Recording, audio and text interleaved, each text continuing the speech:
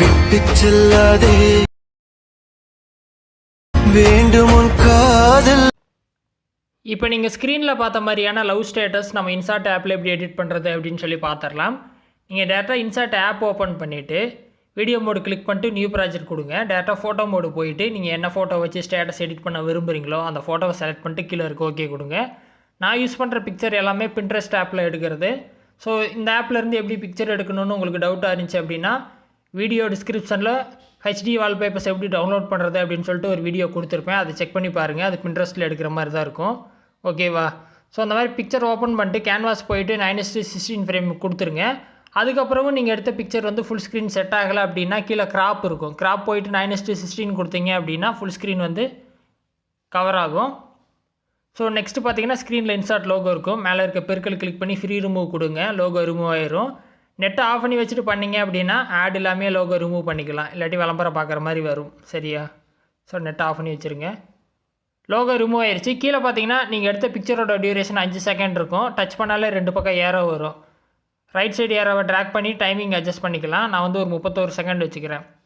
So இதே மாதிரி நீங்கள் டைமிங் அட்ஜஸ்ட் பண்ணிவிட்டு பிஐபி மோடு கிளிக் பண்ணிட்டு வீடியோ மோடு செலக்ட் பண்ணுங்கள். நான் வந்து ஒரு பார்ட்டிகல் மூவிங் டெம்ப்ளேட் வந்து ஆட் பண்ண போகிறேன். இதோட லிங்க் வீடியோ டிஸ்கிரிப்ஷனில் இருக்கும். நீங்கள் டவுன்லோட் பண்ணி யூஸ் பண்ணிக்கலாம். ஸோ அதை ஓப்பன் பண்ணி கொஞ்சம் ஃபுல் ஸ்க்ரீன் ஜூம் பண்ணி வைங்க. ஜூம் பண்ணுறதுக்கு பார்த்தீங்கன்னா சைடில் பட்டன் இருக்கும். கிளிக் பண்ணாலே ஃபுல் ஸ்க்ரீன் செட் ஆகிரும். டேரெக்டாக பிளெண்டுன்னு ஒரு ஆப்ஷன் இருக்கும் கீழே. அதில் போயிட்டு லைட்டன் கொடுத்தீங்க அப்படின்னா இந்த பார்ட்டிகல் மூவிங் டெம்ப்ளேட் வந்து இந்த பிக்சரில் அப்ளை ஆகிருக்கும். சேம் மெத்தடில் நம்ம லிரிக்ஸ் ஆட் பண்ணிக்கலாம். நான் யூஸ் பண்ணுற லிரிக்ஸ் பார்த்தீங்கன்னா யூடியூப்பில் எடுத்தது. பிளாக் ஸ்க்ரீனில் இருக்கிற ஸ்டேட்டஸ் தமிழ் அப்படின்னு அடிச்சிங்கனாலே உங்களுக்கு இந்த மாதிரி நிறைய சாங்ஸ் கிடைக்கும்.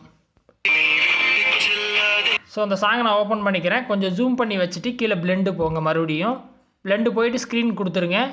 இப்போ பார்த்தீங்கன்னா டெக்ஸ்ட்டு வந்து ஆட் ஆகிரும். அந்த பிளாக் ஸ்க்ரீன் போயிட்டு அந்த ஒயிட் டெக்ஸ்ட்டு மட்டும் இப்போ ஸ்க்ரீனில் வரும். சரியா?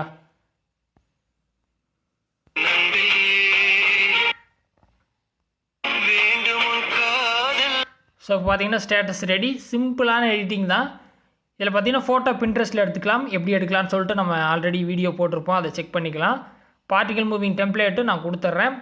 நீங்கள் லிரிக்ஸ் மட்டும் யூடியூப்பில் எடுக்கணும். ஸோ எடுத்துட்டிங்க அப்படின்னா இந்த மாதிரி அருமையான ஸ்டேட்டஸ் நீங்களே எடிட் பண்ணிக்கலாம். இல்லை உங்கள் பிக்சரையே இந்த ஸ்க்ரீனில் வச்சுட்டு நீங்கள் ஏதாவது லிரிக்ஸ் வேணும் அப்படின்னா அதை யூடியூப்பில் எடுத்து போஸ்ட் பண்ணி இந்த மாதிரி வீடியோ எடிட்டிங் பண்ணிக்கலாம். சரியா? இதில் என்ன டவுட் இருந்தாலும் வீடியோ கமெண்ட்ஸில் சொல்லுங்கள். இல்லை வேறு எது டாபிக்ஸில் வீடியோ வேணும்னாலும் கமெண்ட்ஸில் சொல்லுங்கள். நான் வீடியோ போஸ்ட் பண்ணுறேன். இது வரைக்கும் எடிட் பண்ணிட்டீங்க அப்படின்னா மேலே சேவ் இருக்கும். மறுபடியும் சேவ் கொடுங்க. வீடியோ சேவ் ஆக ஆரம்பிச்சிடும். 100% முடிஞ்சோடனே கேலரிக்கு வீடியோ வந்துடும். அதுக்கப்புறம் நீங்கள் சோஷியல் மீடியாவில் ஷேர் பண்ணிக்கலாம். இந்த எடிட்டிங் ட்ரை பண்ணுங்கள். இன்னொரு யூஸ்ஃபுல்லான வீடியோவில் உங்களை நாளைக்கு சந்திக்கிறேன். நன்றி, வணக்கம்.